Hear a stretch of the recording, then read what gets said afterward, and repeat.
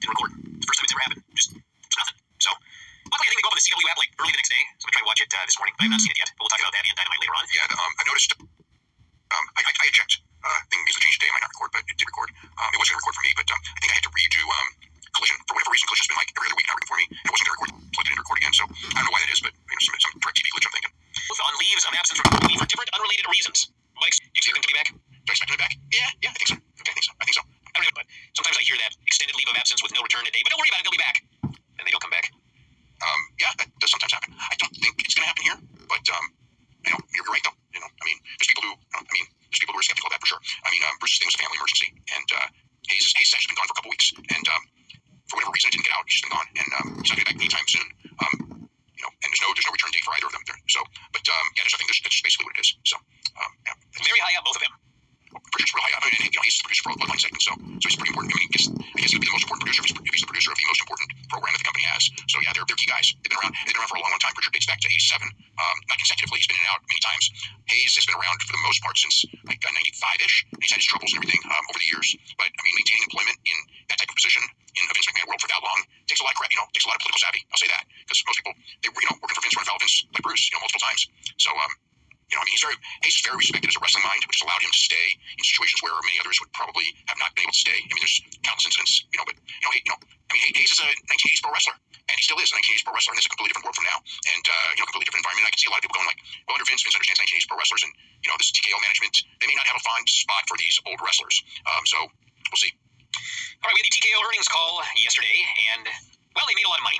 It's the easiest way to. They grossed a lot of money. Yes, they did. Yeah, they grossed 681.2 million in revenues, net income 57.7 million. Her profit was only 23.1 million. Yes. So the profit was not that high for a number of reasons. 40 million of that was money allocated for the Connolly settlement, and that's probably like the big one. Their profit margins are incredibly high. The WWE profit margin is so much higher than it's ever been. A key part of that is the synergy between the UFC and WWE jobs. They have managed to cut more than 100 million in expenses with that merger of the two brands, and being able to let go people on one side or the other, mostly on the WWE side, because there were already people who were doing that position, and basically people are doing both. Marketing people are doing both, and sponsorship people are doing both, and things like that. So and also WWE's been setting record gates, UFC's been setting record gates. UFC set the all-time record gate Sphere. They set the all-time record gate for Accor Arena in Paris, France. They set the all-time record gate for a couple of other arenas as well that they ran for pay-per-view shows. One of the things that they talked about was the UFC rights negotiations will be due in 2026. So next year will be the year, early 2026. And the other big thing that'll be up in early 2026 is the WWE deal with Peacock. So those are the next big things that they're negotiating. They pretty much categorize the UFC negotiations as virtually all the sports. The major sports right now have long-term deals. NBA and NFL is long term. NHL is fairly long term. So UFC is the next big one to come due. So they're expecting a lot. Now they said that they will not put Fight Pass up like the WWE network was, where they basically sold it out to to Netflix essentially, over the United States to Peacock. But Netflix to the rest of the world, they say they want to keep it separate. They see it as a good growth place. They'll probably do some Fight Pass exclusive UFC shows, but they're going to do more and more live events, whether it's submission grappling or kickboxing, maybe some boxing, college wrestling, things like that. But they want to do more live events there, and less taped events, was one of the things that they said. The UFC had one of the things next quarter that's going to hurt the earnings, which they already said, although they're still going to have great earnings. And you know what? The fact that the Raw was getting about 75 million a quarter on their USA deal, and the next quarter will be, because they had no leverage and everything. After this deal was up, they only need 25 million for this quarter, October, November, December. But the fact is, because of the November Saudi show, that's 50 million, so that pretty much makes up for it right there. So it makes up for that loss pretty much completely. There was some talk about boxing. They said that they will get into the boxing business if somebody else puts up the money. So they will help promote and market to take a cut, and they push the idea that with Dana and Nick Khan, they have two complete boxing experts that they can use to promote these events, but they're not going to put up money to buy these fights. Somebody else wants to buy the fights, they will work with them. So that's their thing on boxing. They have just moved in a purchase. They purchased the PBR tour and a couple other things as well. But what they're looking at now doing is trying to sell to cities the idea of a UFC show, a WWE show, and a PBR event all in the same week, with the idea that they'll all draw demands and it'll be a big tourist week and things like that. So that's one of the strategies that they've got going. It's interesting because it's so different from years ago when WWE would try to keep UFC out of the cities that they go to, because when UFC would run before WWE show, the WWE show attendance would drop considerably. So which does not happen anymore. But they're trying to do that. As far as they were asked about converting UFC to the WWE pay-per-view model, and they certainly did not give the impression that they want to do that. And with the ESPN, they said that they're happy with ESPN and things like that, but they talked about other suitors are going to be out there. They talked about the idea of perhaps going back to the situation where they would put the pay-per-views back on, regular television, which took it off. Now that, the deal basically was that, that originally got to the ESPN deal was that Dana was haggling with, DirecTV and In Demand, which doesn't even exist anymore, trying to get the percentage, from the 50-50 to a stronger percentage for them, like say 65-35, and they weren't willing to budge, figuring that, you had no alternative. And they found out they did have an alternative because ESPN bought the whole thing and, essentially guaranteed them the money that they were making in the McGregor-Rousey years on pay-per-view every single year. And the way it makes sense is that ESPN's keeping 100% of the revenue, and they're paying UFC, but certainly more than 50% of it. But they're still making a profit on that deal. So, but they talked about, that's also a possibility. There were a lot of other things talked about. WWE, I think, had 41 record gates in the quarter, as far as records, professional wrestling records for specific arenas, not like UFC, which actually set all-time gate records for any events, concerts, anything at several of the arenas that they went to. There will be, the next quarter they're going to be. The next quarter, they're going to be paying more in that Kunli lawsuit. They're going to spend, I think they wrote a check for $125 million in October. There's going to be another $125 million check written first quarter of 2025, and then another $125 million second quarter of 2025. So the UFC fighters will probably be getting money next summer. They refinance debt. Total debt is $2,738,000. And what is it? They're just interest alone on the debt is like $60 million a quarter. What else? They were talking no more events at the Sphere, at least for now. They said it was one and done. It's the only event that they're ever going to do there. And then they said, well, you know how these rock bands will go on a farewell tour, and 20 years later they're still touring. So you never say never, but there's no plans to go back. They did, even though they set a record gate, the profit margin on the Sphere show was lower than a normal pay-per-view. So from that perspective, while they did not lose money on the show at all, it did not make as much as a normal pay-per-view would do, even with the $21+ million gate that they drew. And it was 42 records set at WWE live events for gate during the quarter. So that's obviously due to the new ticket pricing structure that they do, where tickets are much higher than they've ever been before. And at least when it comes to, pretty much almost all the events, people are paying them. Obviously, a lot fewer house shows. There's WWE's going to run the house shows. They ran the European tour this week, up through Wednesday. So the final show was today in Sheffield. Now they're coming home. They are going to be doing the Christmas week house show tour. But aside from that, the Christmas week, there are no domestic house shows that I've seen on the schedule at all. So they're pretty much getting out of that business as far as the house shows, and obviously they'll be doing TVs and everything like that. So schedule-wise for the talent, it's not appreciably different. AEW talent still will probably have more days off, but it's not appreciably different from what it between the two companies was for years. Obviously, the AEW talent had an easier schedule, not as far as work because they were working harder in the matches, but as far as dates on the road. So some people, if they want to, advantage AEW has if you want to be home with your kids more. AEW is a better place for you if the money's close. Now that advantage is really not there because most people are going to be working one show a week, two shows maybe on a pay-per-view week, and even the pay-per-views. It's not like everyone works the pay-per-views. It's only a small percentage of the crew is working the pay-per-views now. Obviously some people are going to work 2 shows a week, but they're going to be the exceptions, not the rule. So that's the other stuff that they had that they got into. Just a lot of there will be more cost savings. They're not done with implementing cost-saving strategies when it comes to the front office and duplication of jobs, and that is largely the highlight of everything. They didn't really specifically talk about anything such as WrestleMania Advance. Though they might talk about it, they did not talk about that at all. They talk about really ramping up the sponsorship when it comes to UFC and WWE. UFC actually generated slightly more revenue. Live tickets, UFC runs a lot fewer events, but both groups did about $51 million in live tickets because UFC does a lot more money per event. Television rights are pretty similar. UFC is way ahead in sponsorships, but WWE is ahead in licensing, so they're going to try, obviously, to boost. They think that there's a lot of growth in sponsorships in WWE. You'll see more sponsors in the ring, as you start to see, and things like that. Well, I guess that means we've got to talk about Conor. Yeah, well, Conor McGregor is currently in a civil case on a rape charge from December 2018. The trial's gone on for 2 days now, and the woman in question is in Dublin. Essentially, this was a case that, if you remember years ago, New York Times had the big story. 2018. The incident is from December 7, 2018. The story broke like 2020 or 2021. I remember what happened was she went and pressed charges. I believe it was later, so maybe in 2019 she pressed charges. And so I remember all the rumors going around that there's charges going to be against Conor McGregor for rape.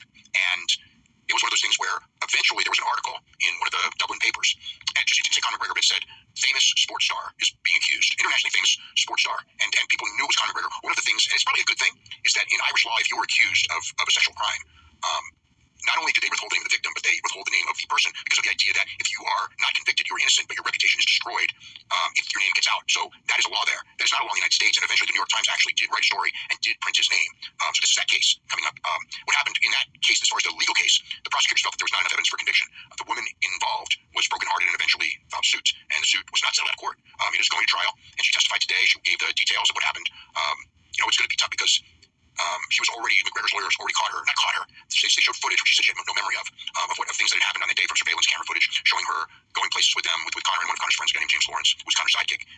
And you basically have to prove that she was bruised up, apparently, or she claims she was. She claimed that there were photos shot of her all bruised up, but her friend who shot them, she asked her friend to delete them because at first she didn't want to press charges. She just wanted to be left alone. And then as time went on, she was encouraged to press charges. And again, they felt they couldn't get a conviction and everything like that. So the legal case was dropped. So he has not testified yet. She is in the middle of testifying. She broke down several times during the testimony. going through the details of what happened. Essentially, they're basically saying that she was pinned down and he choked her and things like that. It was a pretty harrowing situation. She said she thought she was going to die, and she bid him to get him off her. That was her claims. But his for he will probably be testifying soon, I would presume. All right, we've got matches coming up for the Tokyo Dome, and we actually also have a match for the Wrestle Dream show, or I guess it's Wrestle Dynasty, which is the January 5th show with AEW. So this is a line for the Dome thus far. January 4th, Zack Sabre Jr. defending the IWGP World Heavyweight title against Shota Umino. Yeah, so that match is now. I mean, it certainly looked, at the Power Struggle show on Monday, or actually it was Monday.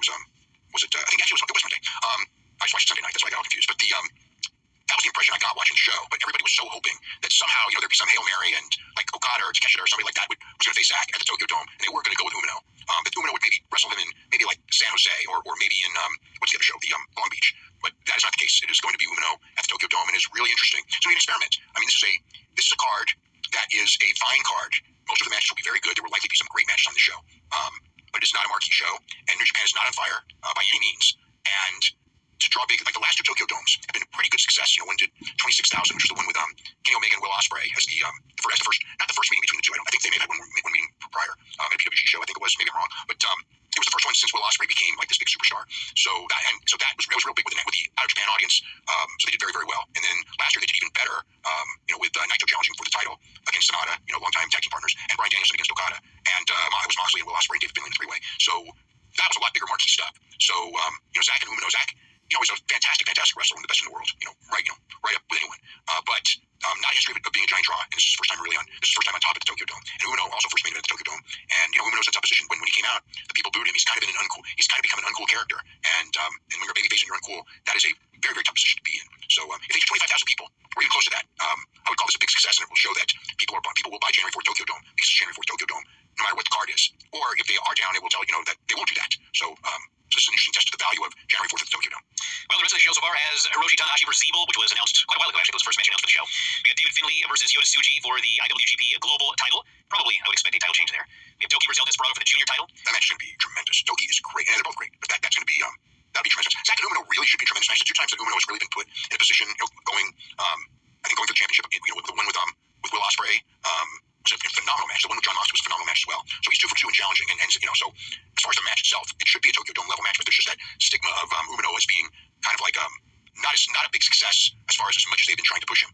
And we've got the Ren Narita versus Jeff Cobb and Ryohei Oiwa three-way for the New Japan World TV title. Kushida and Kevin Knight versus Robbie Eagles and Kosei Fujita and DJP and Francisco Akira and Clark Connors and Drew Maloney four-way for the junior tag team titles. And that's the lineup thus far. And then for Wrestle Drew, there's also going to be the tag team titles against the winners of the tournament that's coming up, and most likely Sonata and Taichi, and more to be announced, I'm sure. Yes. And Wrestle Dynasty the next day, AEW New Japan, Zack Sabre Jr. Ricochet has been announced. Yeah, and probably Kenny Omega and Gabe Kidd, or Kenny Omega and Tanahashi against the Young Bucks. I'm not sure which one, but I mean they shot the angle with Gabe Kidd, so I think that's the one that they're doing, and it was pushed pretty hard. So yeah, and if Omega is cleared by that day, which he's certainly they're gunning for that day. Yeah. I don't think it's out of the realm of possibility that he does that match on the January 4th show and the tag match with the Bucks on the January 5th show. It's a possibility too, yeah. All right, we've got Dave Weissman Jr., new Triple Crown champion. We talked about him fighting for the belt a couple of days ago. He won the title. Yeah. Saw the match.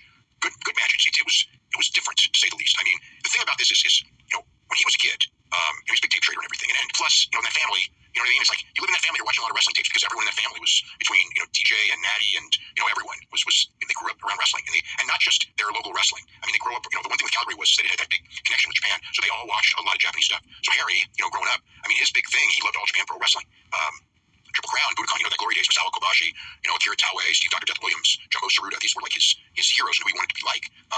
And so, I mean, when he came out, I mean, like he was not in tears, but he got very emotional with the idea of winning the Triple Crown. And it was like, this was like his, when he was like a kid, this was like his goal. His goal wasn't the WWE title. His goal was the Triple Crown, and he got to achieve it. And it was interesting because the match was, I would say the first 2/3 of the match, to me, felt like a very physical 1970s technical wrestling match, but harder hitting, than you would get in a 70s match. But that same kind of style, like a lot of wrestling, solid looking wrestling, not a lot of high spots or things like that. And then the end, was more of a modern finish of a world championship match with near fall. And he finally won. And one of our readers was there at the show and said that nobody in the building thought he was going to win that match. It was a real shock.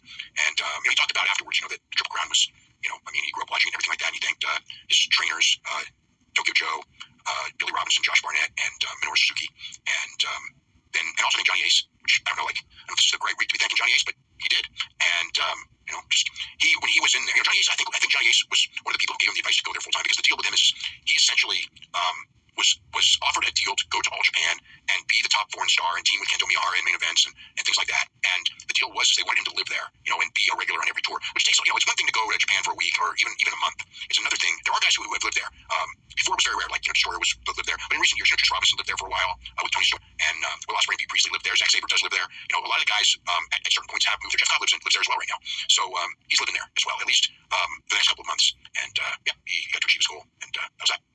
All right, New Japan is running a show on Friday on New Japan World. It'll be streaming at 7 Eastern. It's Fighting Spirit Unleashed. And Gabe Kidd and Kosei Fujita is the main event for the strong openweight title. And the rest of the show has Takeshita versus TJP in an AEW International title match. Zack Sabre Jr. Bandu Tito versus Ishii, Shota Umino, Kenta, and Ryohei Oiwa. Shingo and Yosuchi versus Mike Bennett, Matt Taven. We have a New Japan Strong Women's Title #1 Contenders match with Anna Jay, Trish Adora, Hazuki, and Koguma. 4-way. We've got Fred Rosser with the winner of that match will face Mercedes Moné December 15th for the New Japan Strong title. We've got Fred Rosser and Filthy Tom against Jarrell Nelson and Royce Isaacs. Let's do a 3-fall match. Yes, Mustafa Ali versus Leo Rush. We've got New Japan Strong Openweight Tag Champs Mikey Nichols and Shane Haste against James Drake and Zach Gibson. Grizzled Young Vets. Yep, David Finlay versus Kevin Knight. And the pre-show is Matt Van de Griff versus Seabass Finn. It's the length of the show. I don't know Seabass Finn, but this is an interesting show. It's all cold matches basically. Nothing, no big angles or anything building any of these things. Or not, the Waller match, obviously those guys have been doing it, working angles for over a year. But most of it is just Matt, like Takeshi and TJP. There's nothing to it other than Takeshi's a great wrestler, TJP's a great wrestler, so maybe they'll have a great wrestling match. And the same with Gabe Kidd and Fujita. The thing with Fujita is that he's just such a great underdog. I think that if this match was in Japan, I would tell you for sure it's going to be an absolutely outstanding match. I think it still will be in the United States. I think the people will still get behind Fujita. He's just that kind of wrestler. And Gabe Kidd, hard hitter, good heel, great heel actually. But yeah, just like Mustafa Ali and Leo Rush or Finlay and Kevin Knight. Just a bunch of matches that probably should be quite good. And Taven and Bennett against the Grizzled Young Vets. That should be a good match. Kenta Inoue was an interesting one because Oiwa should really win that one. I don't know that he will, but he really should win that one. It's his time. And it's most of the time when they have US shows like the San Jose show or whatever, Chicago shows, they're pay-per-views on New Japan World, so it's going to be like $20 for them, which usually they're very well worth it. This one is a free show, so it is a rare US show that is just on the thing live and on tape on Friday night. All right, thanks for these ratings. All right, just not to... So for last week, the wrestling shows were 1, 2, and 3 in the entertainment standings. SmackDown was actually first. SmackDown, Raw, and AEW Dynamite all winning World Series games. SmackDown was first, obviously. Raw second, and AEW Dynamite a very distant third, tied with 90 Day Fiancé. So, Raw and SmackDown were behind, I think one NBA game and NFL on Monday night, obviously, and there was a college football game as well. But that's like the only stuff. Dynamite was behind several college football games, several NBA games, one EPL game, and a lot of 10 news shows. So they were, as compared to last year, overall, Raw was higher this year in the placings. Dynamite was they were 28 last year, 3 this year. But this, if you take out all those news shows, the election shows, they actually would have finished higher this year as well. So even though the numbers might be lower, if you look at it in comparison with the top shows on cable, the wrestling shows are doing better this year than last year. Even though if you look at the numbers, you go, that's not the case. Raw on Monday, 1,466,000 viewers and a 0.48. Up, no World Series this week, but the Chiefs and Bucks game did 20,602,000 viewers and 5.02. So they did not have easy competition, and they still did 0.48. So good number overall. Very high male skew. The Collision show, 349,000 viewers and 0.09, which they're always down on the WWE pay-per-view. So this is about what you would expect. In 1849, they were actually slightly up from last year, which is very rare when they're actually up. Last year they went on the same day as Crown Jewel. This year they went on the same day as Crown Jewel, not head-to-head. But it just always seems, it's just one of those things where if there's a big WWE show, even an NXT show on that same day, even not head-to-head, the Collision number always gets hurt. And obviously they had all the college football, tons of college football against them on Saturday night. And that is pretty much the rating stuff. This week it's the stuff for tonight, the head-to-head. And it's, it essentially comes down to how much does ECW nostalgia mean? Because that NXT show was 100% ECW nostalgia. And if that means something, then they'll win the night. And if it doesn't mean something, they would not win the night because, they were, they didn't even do better on their own night last week. And when AEW had tougher competition last week, but it was just a normal show. This was not a normal show in AEW. AEW actually had a hell of a show. Marquee-wise, I looked at it and I didn't think that, I actually think that the rating might be very tough because, number one, you got NXT going head-to-head. That's going to siphon off some viewers. So that's part of it. And I suspect the news will still be pretty high. Obviously much better than it could have been. If the race was still going on, or whether the race would have hurt them bad. I don't think it hurt them that bad, but I still think that if AEW gets 0.19, like they've been getting the last 2 weeks, I would consider that very good. Really good. And so we'll see. All right, we'll start with Dynamite, and you can run down the NXT show. It opened up with Tony Schiavone coming out, calling out the Hurt Syndicate, and they're heels, but man, they were over as baby faces. People are chanting LVP's name. Well, he made them chant it, No, actually, they were chanting his name, and then he was like, "What's my name?" And they all chanted again. They were chanting his name from the moment he came out, and then they're going nuts for Sheldon, they're going nuts for Bobby Lashley, who they called the Almighty. So apparently that's not true. Bobby Lashley, numbers-wise, that segment last week did real big. Last week the overrun was, I believe, was the highest-rated segment of the entire show, and it did over 1 million YouTube views, which that's a great number even for WWE. So for AEW, it's a beyond great number. So will this have a lasting effect? Probably not. But again, like Bobby Lashley, he just got there. Of course, it's going to be over. It's always someone from WWE comes over first night in. But he did feel, and I'll tell you, like I felt watching them, they did come off like they were pretty big stars, compared to most of the AEW guys. MVP knows how to talk. They dress like stars. It's a big deal to do that. A lot of people don't get that aspect of the game. They look like stars out there. And carried themselves like stars. Bobby Lashley really carries himself like a star. MVP's a great talker. Just, man, I don't know. I just like too much XWB on the show. That's all. Well, they come out and MVP says, if I give someone a Hurt Syndicate business card as their golden ticket to success, it can change their life. And if you reject it, this could happen to you. They showed footage of him destroying Lashley last week. Swerve. And he said, we want to help Swerve. We didn't want to make an enemy out of him, but he wanted to make an enemy out of us. So Swerve's music hits and him and Nana come out. They're held back by security. Swerve has a chain. Nana has coffee beans. Must be promoting something. Anyway, Swerve then just challenges Lashley to a match at Full Gear, so that has been added to the show. It's an interesting one, as far as how you do a finish. Because I think Bobby has to win, but I don't really want to see Swerve lose right now. But, you can do a program, have Swerve win later, and I guess it all works out. Then we had Orange and Darby versus Claudio and Pac, and they were having a very good match, as you would expect. Claudio's just throwing these little dudes around, just killing them. And then finally, the babyface make a comeback. They hit some dives. Orange hits a tornado DDT on Pac, and then Wheeler Yuta hits the ring. And Orange hits him with a punch, hits Claudio with a punch, goes for one on Pac, but Maria hits the ring and just boots the referee, and he's dead. Moxley runs down, starts choking out Orange. They start ringing the bell. The match is thrown out. Darby ends up hitting Moxley with a skateboard. All the referees hit the ring. Darby lays out Claudio Wheeler, and but then Claudio manages to hit him with a lariat. And then Claudio picks this dude up, and he walks over, and he throws him at the post, and Darby helicopters away around the post, and man, that dude smashes out on the ground. That looked like Concussion City, and he's done. And then Moxley in the ring, guillotines Orange, demands Wheeler take him out, so Wheeler hits a running knee, and then the conglomeration runs down to make the save. And I gotta say, the crowd hated this finish, but every time Moxley got in the ring, he got so much heat. And if this thing is going to work, which is getting over some babyface as the savior of AEW, that's what Moxley has to be, an absolutely hated guy that people can't wait to see beaten. And man, he had some heat when he hit the ring tonight. So I can't say I dislike this finish. It accomplished what it needed to. I didn't dislike. I don't want to say the finish itself. I didn't like, but the post match I thought was great. I thought the match itself was really strong. Darby in particular, Claudio and Pac were very, very good. Darby had something to his, everything that he did, just so much intensity. Really a lot of action in this match, and good post match. I thought overall strong, real strong. We had Renee with Ricochet. She wanted to know who the mystery partner was, and the Hurt Syndicate ends up walking up and surrounding him. And Ricochet says, MVP, we talked already. MVP says, yeah, we did. Just wanted to wish you luck. That's all. Then we had the Ring Tree versus the Conglomeration fight without honor, and tables, ladders, and chairs match. Like 2 minutes in, there's bodies strewn everywhere. They just threw people through tables and ladders the whole match. Ladders, tables, chairs. They got this is awesome chance. And finally, Mark ducks a chair shot, hits Jericho with the J driller, puts Jericho on the table, hits the froggy elbow off the ladder. Mad Apple breaks it up at the last second, which got a lot of heat. And then Mark wipes him out with a dive, but he almost slips on a shirt in the ring. And then in the ring, she hits a sliding D on Jericho, grabs him, goes for the brainbuster, doesn't get him all the way up, tries a second time, drops this guy right on his head, and pins him. So she versus Jericho for the Ring of Honor title is coming up. I thought this was a fun match. I thought it was very good. The only thing that I would say is that I am really burned out on these matches. Jada Parker and Bo Vice had another red one, similar to it. People like them and everything like that, but I just find the table stuff always gets a pop, but it just feels so repetitive to me. It's like, if you break a table once, it's one thing, but now we're doing these matches with like 5 table breaks, and it's just, it gets over. I shouldn't complain about it, but I don't know that it's, I don't know, it's just like, to me, it just feels like, we're seeing it. So the BCC's walking around backstage, and Moxley does a promo. No more BCC, they're the Death Riders. The Death Riders are the new name. Wheeler owes Orange nothing. They only said it. Well, they said it multiple times, but I don't think Moxley's ever proclaimed to them the Death Riders. Well, their entrance has this big thing that says Death Riders. All right, well, I guess they're the Death Riders. Anyway, he says, just because this guy slept on your couch, you let him gas why he doesn't buy loyalty. He's not your friend, he's not your student, he's a soldier under my command. Darby had high hopes for you, and I'm disappointed. And he says, it's time for everyone to stop playing at this thing that they want people to think they take seriously. Yeah. He's sick of these people. Malachi Black and Adam Cole. So, I thought this match was good, but something is not working with his Adam Cole babyface run. Well, at least he wasn't booed at all. No, he was booed. There was a spot near the end where he went. They were doing a striking battle, and he hit a running knee. But Malachi kills him with the spinning kick, which is finish. Well, the spinning kick got a big pop. Yeah, and then Cole kicked out, and everybody starts booing, and they start chanting, "That was 3." Well, that might be just the deal with the count. But it wasn't. He kicked out. It wasn't like a leak count or anything. They were just upset that Malachi didn't win. Yeah. So Cole avoids another kick, hits a Panama Sunrise, super kick. Then Malachi just sits there, crosses his legs, dares him to finish him off. Cole hits the boom, pins him, and that was the end. Well, they definitely didn't boo the pin. They didn't boo the pin. Although when he went to grab the mic afterwards, there were people booing him for that. So it is a mixed reaction here. Yeah, but it's very few people, but they do exist. Yeah. The one thing, so they changed originally when they were talking about the MJF thing. Oh, let's talk about that right now. Because they said it would be the first guy to get to 3 gets a singles match. Now they say both guys, if they get to 3, will be in a 3-way match at the pay-per-view. Which to me, it's like I almost feel that's how they're going to go. And I just think that that's watering it down. I just think that this feud, that Roderick Strong should not even be involved in this. It should be MJF. I think there's going to be more to it than just both of them get 3 wins and we have a 3-way. Okay. I don't know, but there's. So here's what happened. He cuts a promo, puts over Malachi, and he says, "Max, boy, did he put over Malachi." Yes, he did. You're one of the best I've ever fought. And it wasn't like this is like one of his career great matches or this. It was a nice match, but it's like I've seen Adam Cole in probably 50, 75 better matches than this one. Well, he says, Max, that's 2 down, 1 to go. Roddy had 2 matches to win, and they were both going to win them all. He says, people are probably asking, what happens if Roddy and I both get 3 wins? And actually, nobody was asking that question because we all thought that whoever got 3 first won, which is why I asked the other day, Adam Cole's always going on Wednesday, and Roderick Strong's going on Saturday. How's that fair to Roderick Strong? So Cole says, I talked to Tony. How's it fair? Cole's wrestling Canada. Well, Cole says, I talked to Tony Khan. And Roderick Strong's wrestling Shane Taylor. Tony said if we both get 3 wins, it's a 3-way at Full Gear. So yeah. I mean, they definitely changed this. Absolutely. Because Max, there's no point in saying in a row if it doesn't matter if they're in a row. Yeah. Right? Because they're both going to be getting a shot if they both get 3 wins. Mm-hmm. So anyway, they changed this for some reason. This made MJF very upset. And he calls somebody and says, I need you to pay someone a visit, which played up later on in the show. Jay White's doing a promo. Hangman attacks him. They brawl into the crowd. Hangman goes to break his ankle in the barricade, but Juice Robinson makes the save. And then Hangman ends up limping away, and Jay cuts a promo vowing to embarrass him in Full Gear and said the leg would be Hangman's undoing. Maybe he'd be the first man to make him tap out. I hope they don't do that.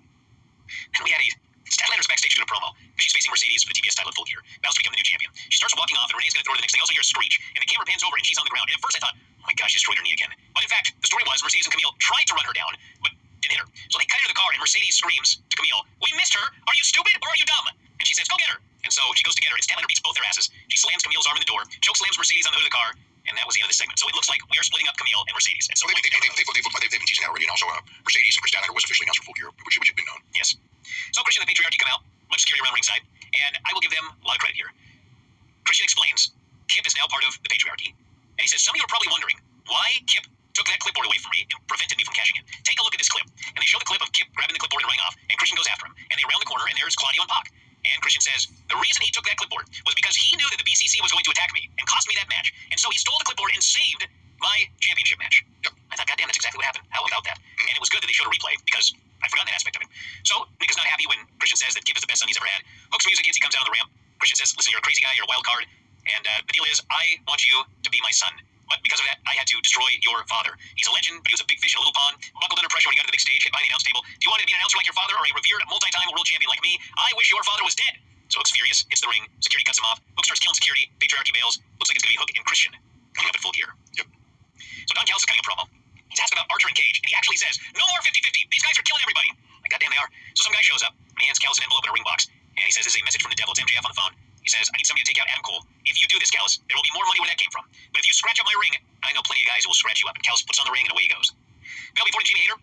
Jimmy won with the Haterade. Didn't have a lot of time, but I will say that for being out for 2 years, Penelope Ford, it's like she hasn't even gone. I mean, she looks fine. Looks good in there. She was very good. Yeah, she was very good. Hayter is missing something from before she got hurt. She was really, really over, and now it's like she's having to rebuild. It didn't seem like she doesn't have the momentum that she had before. But I thought that they had a nice match. But I thought Penelope Ford did real well for the time that she had out. And then they had a brief promo. Mina Shirakawa was back next week. He swam here because I think she was coming back in August, and it's now November, but she'll finally be here next week. And as the video is ending, a QR code appears in the bottom left-hand part of the screen. And I checked it out, and it leads you to a YouTube video. Where in the world is Toni Storm? And that's what I figured it was. Black and white video, and she talks about how they show footage from Stardom, from CMLL. I think I've seen that clip. Yeah, clips. They showed that video. So if you saw the QR code, you got that Easter egg, and I presume that she will be back at any time as well. I mean, I figured that they're probably doing a three-way with Mina, Mariah May, and Toni Storm. Maybe not at this paper. I think probably this pay-per-view, possibly. If it's not this one, it'd be the next one. But that's what it feels like it's going to. Then we had a Ricochet. Actually, before that, we had a video package on Okada, where it claimed if he won the Continental Classic this year, that would be 5 major tournament wins. He would be tied with Masahiro Chono. That doesn't seem quite right. It isn't quite right, but that's the story that they're going with. All right. And he did a promo. But Jim Ross put him over, saying that Okada is one of the greatest wrestlers that he's ever seen, and maybe even number one, and top 5 in the world could be number one, type of thing. And then Okada said that the difference between him and Chono is that Chono was not an international star, which is actually kind of true. But Tony Schiavone was offended. I would have been offended too, because I watched the Monday Night Wars twice, and that guy was an international star. Are you kidding me? He wasn't that over. He was on Nitro all the time. He was part of the NWO Japan. Yeah, in Japan. We saw him Masahiro Chono was super over in Japan, and then he would come to the United States, and he was not over at all. I mean, that, you know, and I remember watching the Masahiro Chono match on Nitro. He'd be doing the same stuff he did in Japan, and the crowd just would react, and they call his signature stuff, they get over big in Japan, you know, because, you know, the deal was there's two differences. Number one, in those days, there were not that many people watching Japanese wrestling, as compared to, you know, like now where the AEW guys, you know, when the Japanese guys first came. It's not so much now, but when they first came, they were like big celebrities coming in. So I mean, that was a big part of it. And the other thing is that for all the stuff where people claim, you know, and accurately, they don't do a good job of introducing people. WCW did nothing to introduce those guys. They would show up, and you know, Muto was over because of 1989, not because of anything they did with them then, but he would be over. But Liger was over because it was so spectacular. But Chono was just a guy that would show up every now and then. I just remember him having that horrible match with Rick Rude at the one pay-per-view. So Ricochet comes out and cuts a promo and basically says, I was told I could challenge anybody. I did my research. I found that on October 4th of this year, a certain person's contract with the Don Callis family expired. Apparently, the Don Callis family doesn't extend contracts due to injury. Did you hear? Yeah, no. Did you hear the line he used? Which line? I think it was on Excalibur. He said that it was a clerical oversight.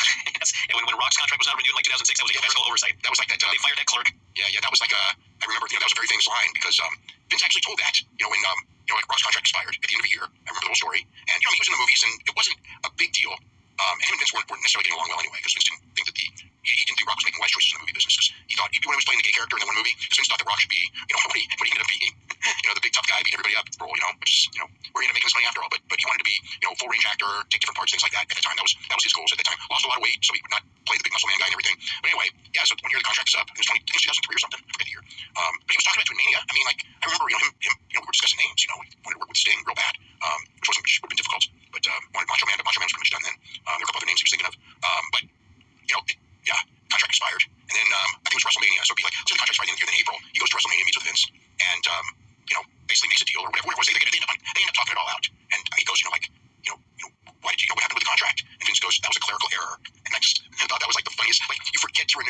Dwayne Johnson's contract. Just somebody forgets. So anyway, they smoothed that one. All right, so it's Hobbs, and so we got Kyle Fletcher and Takeshita versus Ricochet and Powerhouse Hobbs. And Hobbs is another one. This guy's been gone for 6 months. He got back in the ring. It was like he never left. He was gigantic. He was gigantic, and he was quite great, and the people were super into him. They were chanting meat the entire match. I'll tell you what, he looked better than he looked before. He was great. I was really worried about him because he's a big dude and he had a really bad knee injury, and he seemed to move fine. Yeah, he's running around and jumping and doing the whole 9 yards. And I mean, he looked great. And so finally, all the big spots there at the end. Ricochet gets a running lariat and pins Takeshita. So Ricochet and Takeshita will be doing a championship match. Championship match, yeah. I thought Hobbs came across like a really big star. I could see him ending up in the Hurt Syndicate. I could see that. It actually would make sense, but he had to turn back. And he was over really big as a baby face. Yeah, I would do it. Yeah, he's too over. Yeah. So Fletcher takes out Hobbs and Ricochet with chair shots afterwards. He goes to the Tiger Driver on Ricochet, but Mark Davis runs down to make a save. Whoever is dressing Mark Davis, we need to have a talk.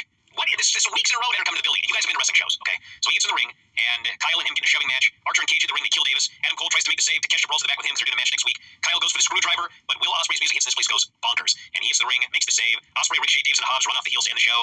This was a good episode of Dynamite. I thought so. I thought very good episode. This was a great main event match. I thought that everybody, Fletcher was so good, and Takeshita was awesome. And Ricochet is, he's really getting his legs down, and Hobbs was good. Even though they were building Ricochet and Takeshita is the main focus of this match, for the finish and everything, they really put over Hobbs in the whole match. All right, we got time to do a quick NXT TV report, so the floor is yours. What happened? The whole thing was ECW Arena, and it was a pretty fun show. Not everything worked, but the crowd was hot from the start. Small crowd, but sold out, just a small building, and loud, and they reacted like the old ECW Arena. And the irony, of course, to me is ECW was the whole thing of ECW was that they were rebelling against the big companies. They were a small company, and here they're going crazy like it's ECW for a WWE show, and I just found that totally amusing. But yeah, it was the same type of crowd as you would get, and they were really into ECW guys, of course. Not everything worked, but a lot worked. So it was Lola Vice and Jada Parker and Hardcore Metro Don Marie's ref. And I mean, as far as being a ref, she was fine. She never wasn't, never missed a beat or anything like that. She did fine. Much better match than you would think. They went 15 minutes, and lots and lots of weapons. The crowd was going nuts. They even gave him a standing ovation, and it ended up with Parker doing a hip attack. After they had done like a million of these near falls with crazy stuff, and then Parker wins with a hip attack. But really, really freaking good match. Ethan Page and Rich Holland were like hanging out at the Rocky statue, and Rich Holland basically said that I know that you want to be champion, but I need to be champion. Rob Van Dam was with Kalani Jordan for whatever reason. Maybe he just was. And next week they announced that Kalani Jordan will get a rematch with Fallon Henley for the championship. Nunzio and Tony Mamaluke were with the D'Angelo family, which led to Tony D defending his title against Nunzio. This was one that didn't work. Tony D versus Nunzio? Yeah, didn't really work. And Rizzo's going to face Nikita Lyons next week. They talked about that. I think Nunzio or Tony Mamaluke actually told her that. And so anyway, next was Javon Evans and Wesley. Rob Van Dam was not the ref, but he did end up getting involved. There was a deal where Rob Van Dam was backstage. So what was he there for? Because last week he said, I know what I want to do next week. Yeah. Did he forget? He was just hanging out. He got Wesley to come out with a chair shot earlier in the show. So he knew that he was going to come back during this match. So they do a match. The match was very good. A few of the spots didn't work, but Javon very, very over, and there was one thing. What was it? I'm trying to reach the spot. Evans did the cardiac. Wesley did the cardiac kick, and Javon kicked out, and there was no pop. So, but they just didn't know that was the finish. And I thought that could be the finish. This is a regular finishing move, and Javon loses so much. But in fact, kicked out. So anyway, Evans did a tope. There was some really crazy stuff. He got a chair. Rob Van Dam was out. Tried to hit Rob Van Dam with a chair. Rob Van Dam got the chair shot, and then Evans nailed Wesley with a tope, springboard, top rope cutter, and then he ended up going for a frog splash. Wesley rolls to the other side of the ring, 3/4 away. This guy takes off with a frog splash, and the idea was to be this unbelievable looking frog splash, but he landed short. He kind of jumped up the second one, so he kind of got there, but it'd been better had the guy not rolled so far away. He rolled too far to make it work, but still a win by Javon over a real guy. So that was that, and then so Ava was going to the ring with Robert Stone and Turner, Charlie Turner, and Eddie Thorpe comes up. He wants to talk to Ava. His timing is ridiculous. She's got to go out to address him. She goes, I'm going to have to address everyone now, but I'll talk to you soon. And he basically says, what I tried before. It's just basically blows him off. So this guy's going heel for sure. He's just flabbergasted because, Ava just keeps blowing him off. Anyway, Ava's big announcement is that December 7th in Minneapolis, they're going to have the next big event, and it will include the Survivor Challenge, the hottest 25 minutes in wrestling. So then there's in the ring. Then Robert Stone decides, is this guy been a heel? Has he been a babyface the whole time? You're asking me? What do you watch the show? So anyway, Robert Stone has been, just an authority figure, babyface. Starts talking about how, this Philadelphia, Ava said, like, we're in Philadelphia, the home of the most extreme fans. And he goes, like, this isn't the home of the most extreme fans. The most extreme fans are in New York or Boston. So these fans are just booing him. And then he starts on how the Eagles and the Phillies are. Yes, this would be out of character for Robert Stone. Yeah. They're past their prime and everything like this. And then all of a sudden Rhino comes out and gives him a war. And, people didn't know Rhino was there. Big pop. So that worked. Then we had all the babyface women were backstage, and Lash Legend and Jakar Jackson kind of confronted them. So something's going on. I think it's going to be Lash Legend and Jakar Jackson against Julia and Stephanie Piquer very soon. And then, what was it? Rich Holland and Rich Holland, Ethan Page against Trick Williams and Bully Ray.